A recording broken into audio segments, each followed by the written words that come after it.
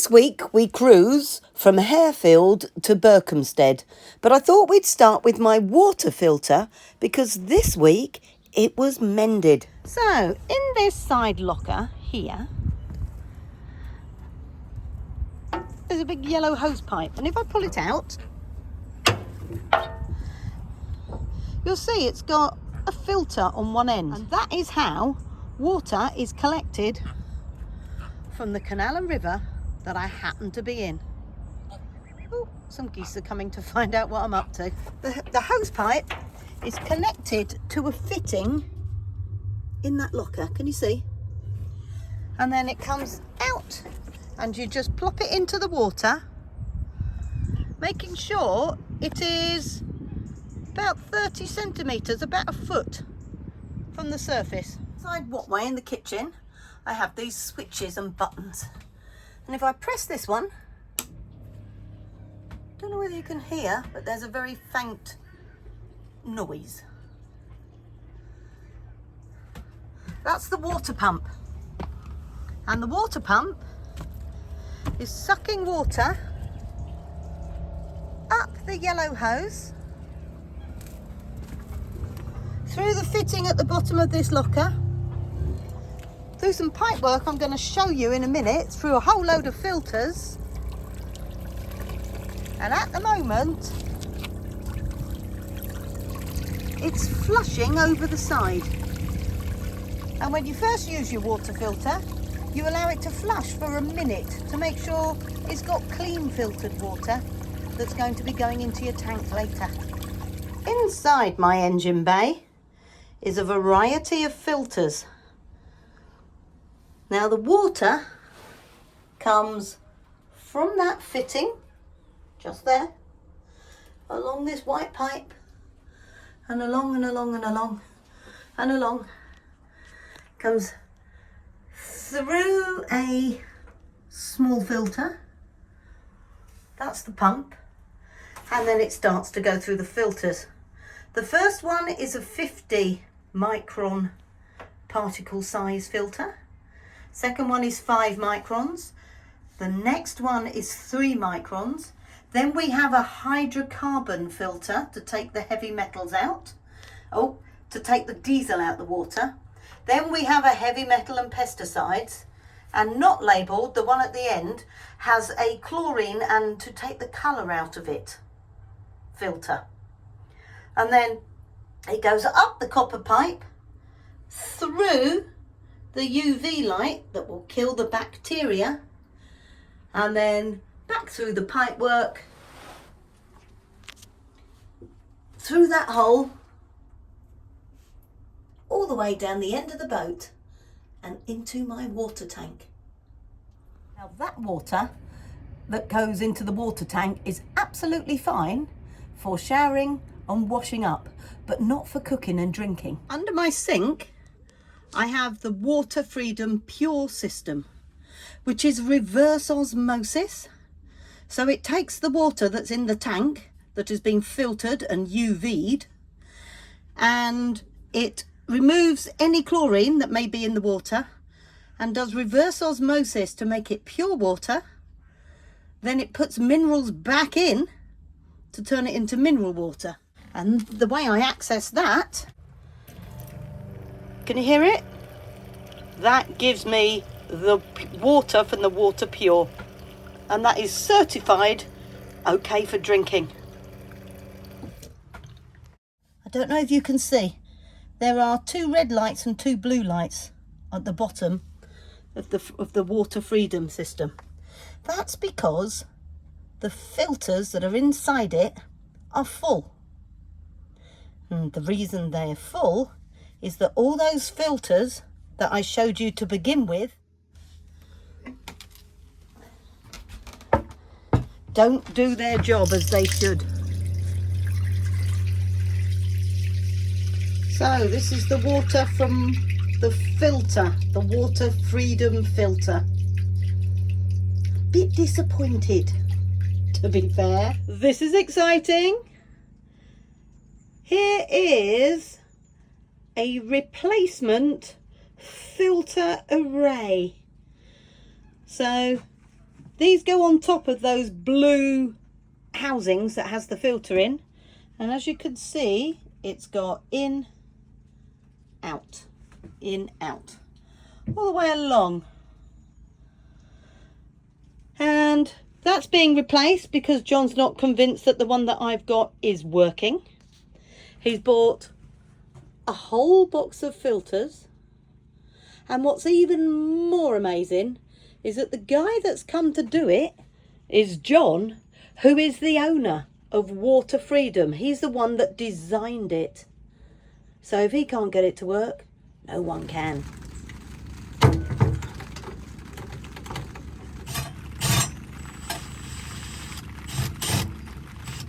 What are those little red buttons on the top? They're pressure release valves. Oh, okay. So they're to let air out of the system. Filter number 1. Filter number 1. So they just click into place? Literally.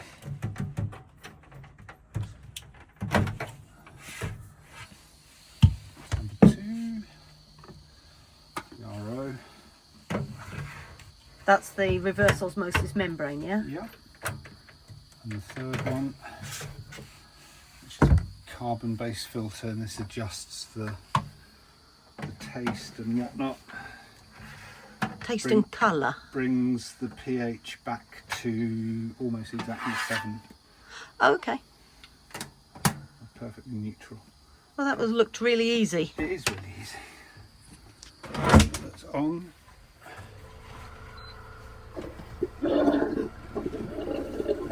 Now the first batch of water that comes through will need to be run for a little while just to clear out those new filters of any manufacturing residue. We normally reckon about 10 minutes. So the moment of truth has arrived. The new filter array has been fitted and all the filters have been changed.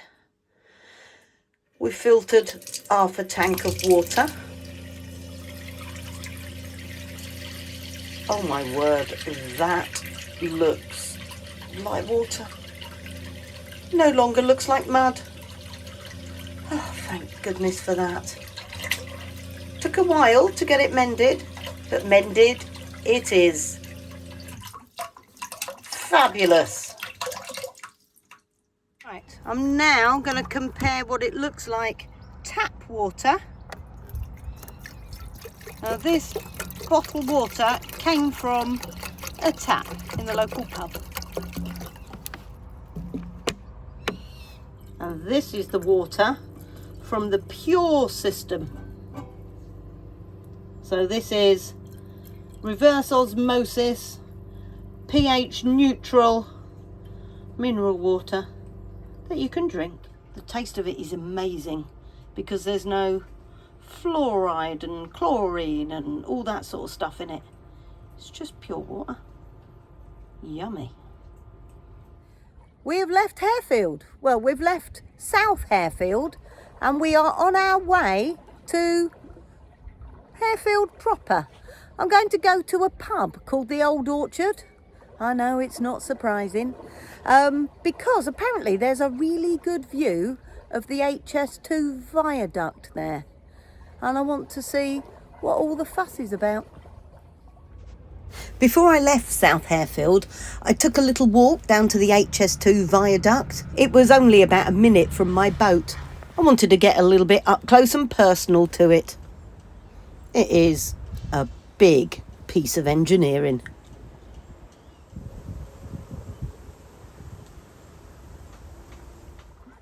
So, heading north and then east. So we're currently aiming in the next 4 weeks or so to get onto the River Nene. So here we are in the garden of the Old Orchard pub. Used to be a 270-degree view, completely unbroken by human building. And now we have a viaduct. When the Colne Valley Viaduct is completed, it's going to be more than 2 miles long.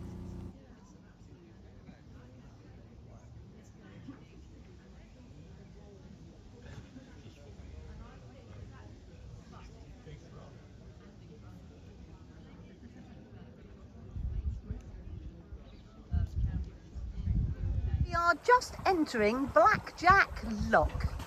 It's a grey, cold July day. I'm back in my coat. Not happy about that. Charlie's not happy, she's not warm.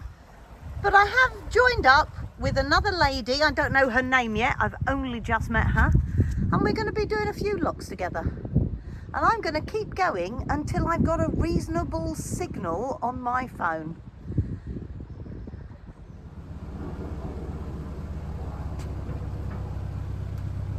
Morning. Morning. This is a chap on a boat going down.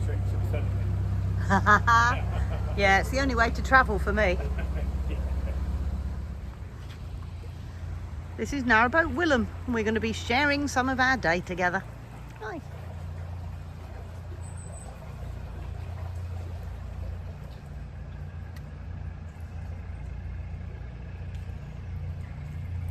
Have a fun day. Oh, we'll go. It's going to be a long day. Is it? Where are you going? Just landed a job in Ealing, so Oh, as far as I possibly can. right. Oh, good luck with it. What do you do? Bricklayer. Bricklayer. Cool. I'm heading now towards Hemel-Hempstead. Currently coming up to a place called Croxley. And I'm heading towards Hemel-Hempstead. I don't need to be in Hemel-Hempstead for about a week. So I'm just taking my time. These are rather lovely. Working hard. Fantastic. Just admiring your house. It's lovely. Oh, thank you.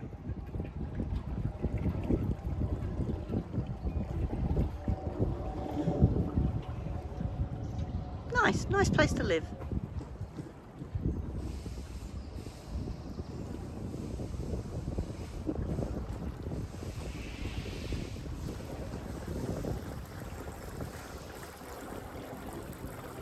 Family of coots fighting the current.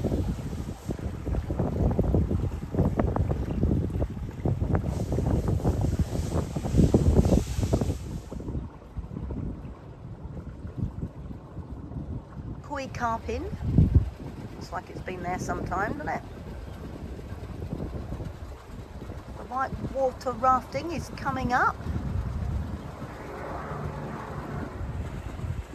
And this is quite a low bridge. All going on.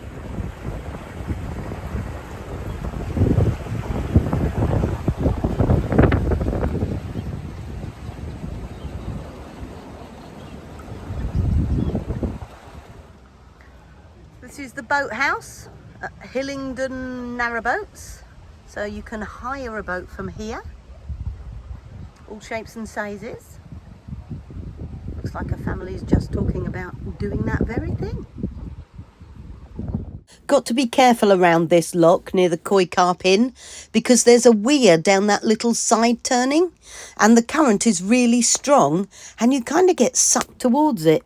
Scary.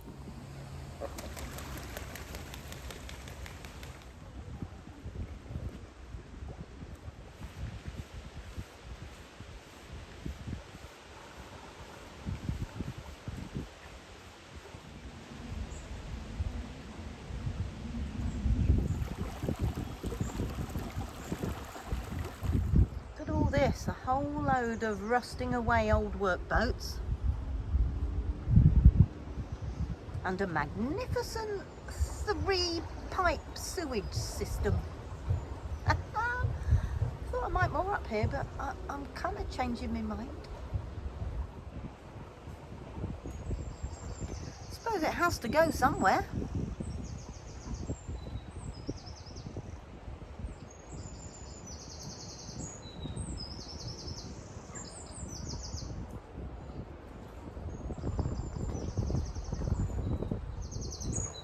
Somebody's pride and joy being left to rot.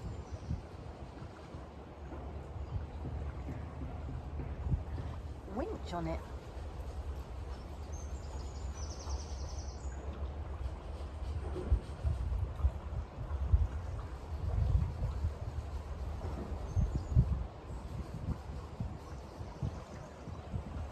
Orange working, is having some work done. I can hear somebody sandpapering on the inside.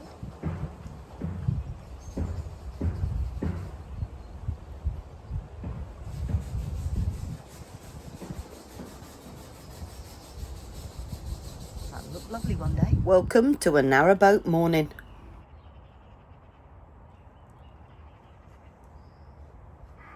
It was a calm and gentle morning. It was just Charlie, myself, and the birds in the reed beds.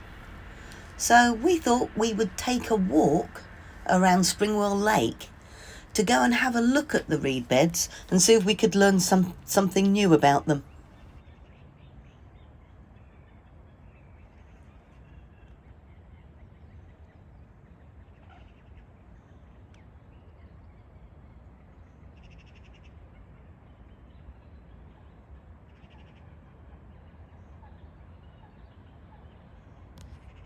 Charlie and I are off for a little walk and we're going round Springwell Lake. It's really rather lovely.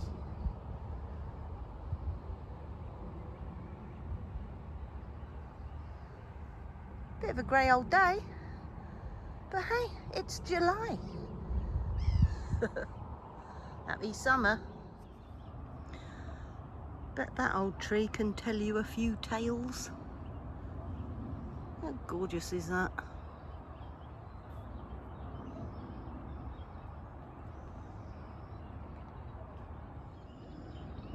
This is a really, really big lake.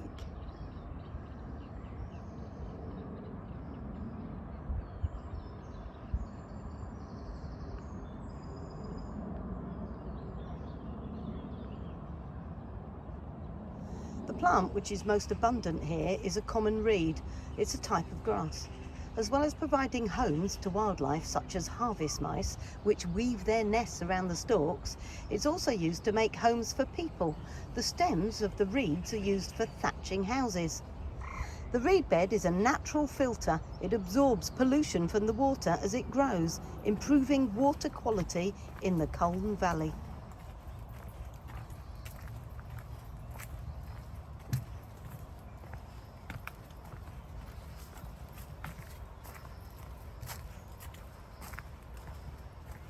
Oh, that bit was fun, balancing on those with Charlie in my arms.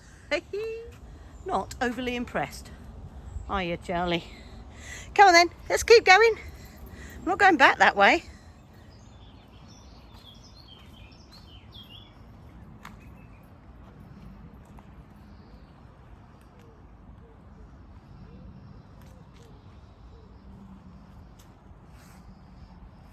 You all right, Charlie, mate? Good girl. Bit muddy for you, is it? Bless. If it was warmer, it would feel like the Amazon rainforest.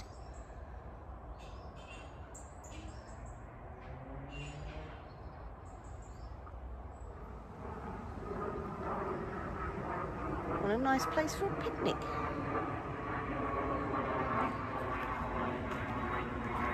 Well, that was Springwell Lake and the reed beds. I hope you enjoyed our little trip.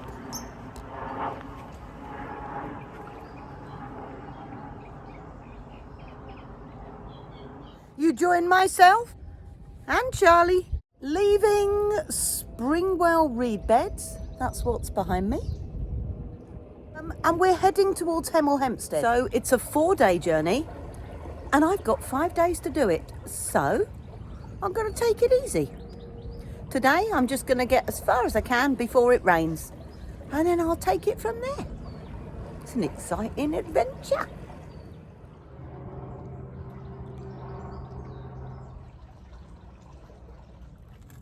Hey Charlie mate, you okay? Come on in.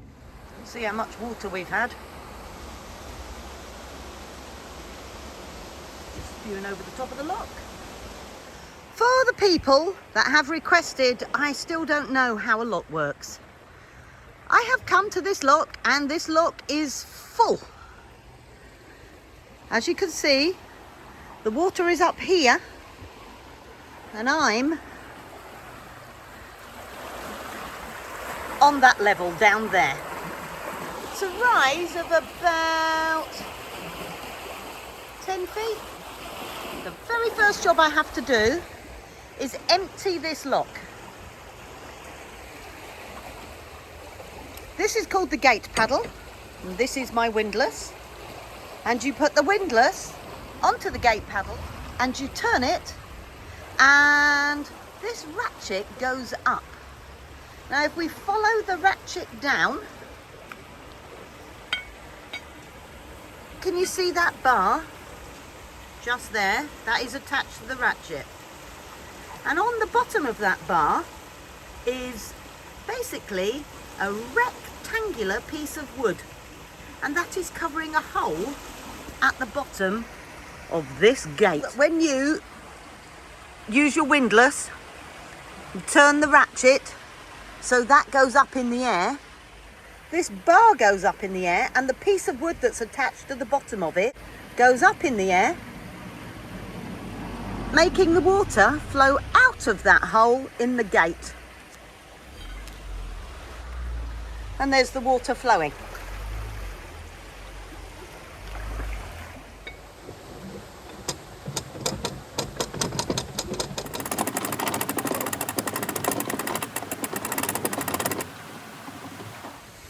So, now I've opened both gate paddles, the water leaves the lock a little faster, and as you can see, it's around the same height as the water that was down there.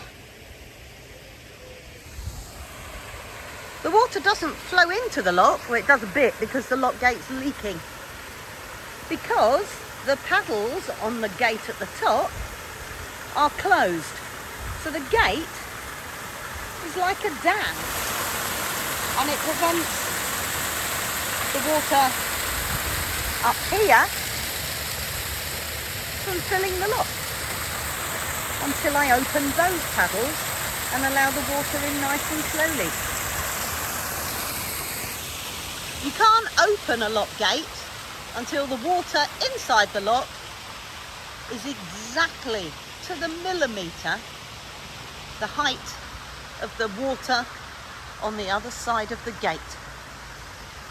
So, pushing the gate open by putting my bottom on it and walking backwards.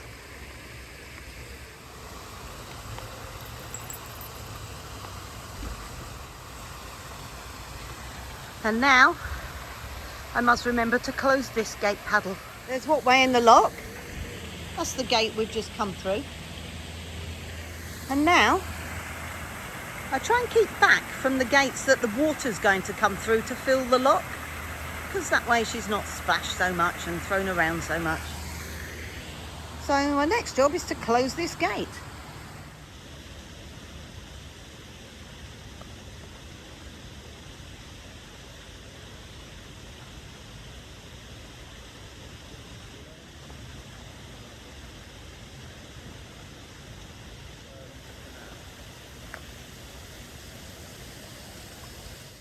There you go, gate closed. You alright, little dog? What's your tongue hanging out for? Hey, Charlie. At this gate, there are two sorts of paddles. These ones here are called ground paddles. And these ones here that are on the gate, funnily enough, are called gate paddles. So, there are signs to help you. So you do not open gate paddles until the lock is half full. Otherwise, water cascades in and your boat gets thrown all over the place. Could even sink it. So, ground paddles first. When I'm in a lock on my own, I always only use the paddles on the same side as what way. Because that way, as the water comes in, the current keeps what way to this side.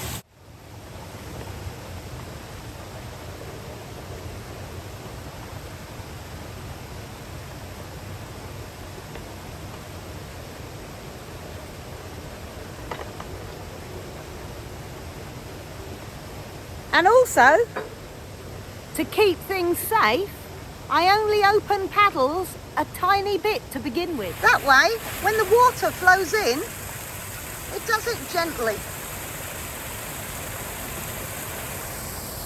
And what way? Just gently drifts rather than gets thrown about. Water level in the lock is going to rise until it gets almost to the top. You can see it going up because there's currently a feather that isn't in the water. And if you give it a few seconds, the feather will be under the water.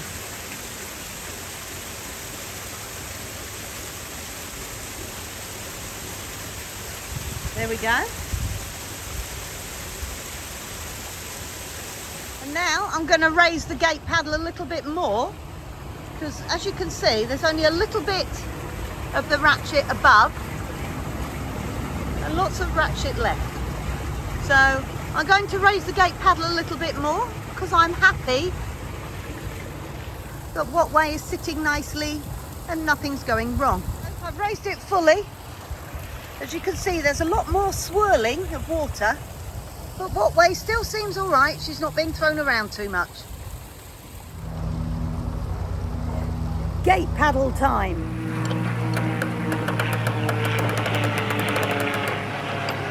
So water flowing in. Wattway going up. Nearly there. Needs to keep going until we get to that dry line. And that is the water level we're aiming for. But we've come up quite a long way. There's Wattway in her lock. And we've come up that far. It's absolutely impossible to open a lock gate until the water in the lock is the same level as the water behind the gate. When that water there stops trickling in, we're at the same level.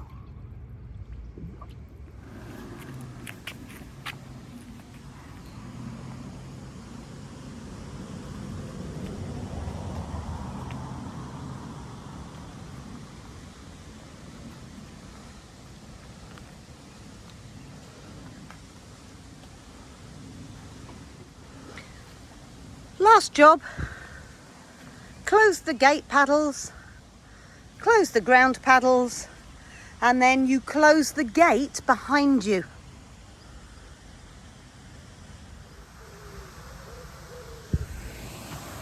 So, that's where we've just come from, filled the lock, and now we're on the same level as the canal above.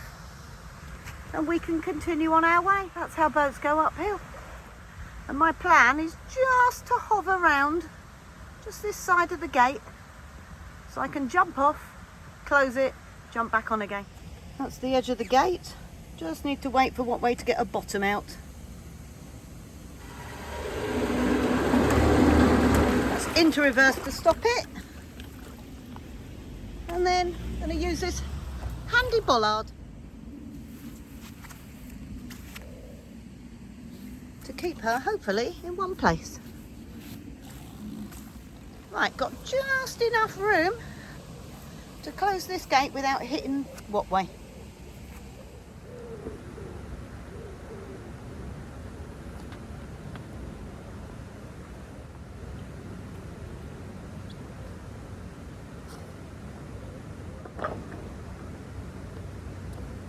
Done it!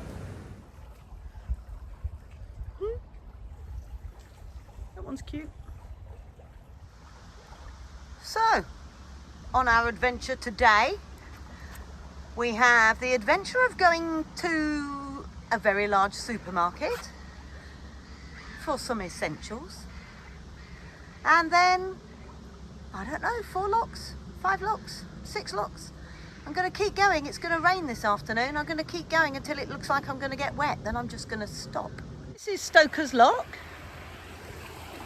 And whilst we're waiting for it to empty, I thought we'd have a little look around. So here we have Absolutely stunning. Look, Keeper's Cottage.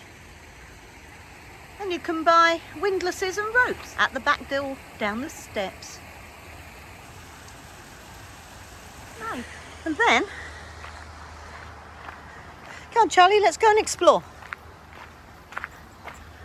We walk past the gates that are currently letting water out. Up these stairs to the road. Look at that. That's called Stoker's house. That's Stoker's lock. What a beautiful building. Wouldn't mind living there. How about that for a lovely old farm? The name for people that sit and watch canal boats is gongoozlers. We are in the little town of Batchworth. And on our right, can you see those white railings? That is the edge of the supermarket car park. It's so handy. And they've put a whole load of mooring bollards there. And you can moor up, get your shopping, and then poddle off. It's just such a good idea.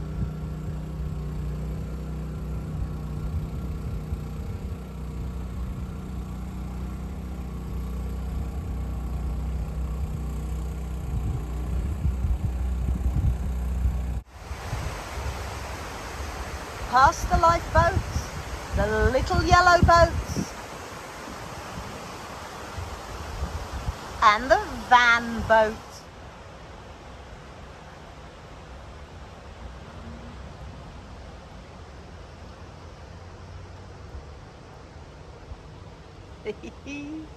Love it.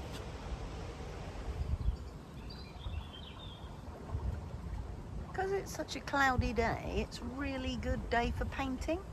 Unfortunately, it's going to be raining at 3 o'clock. So, hopefully, the weather forecast is wrong, because that guy's painting his roof.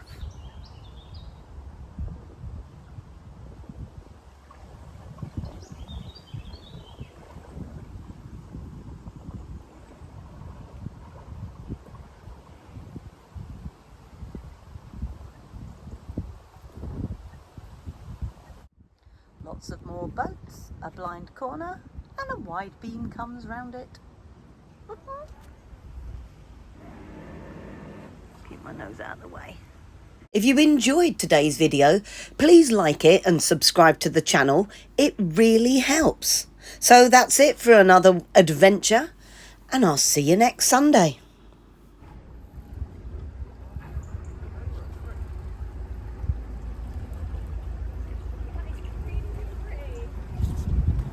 Hi. You have the most beautiful boat. Thank you.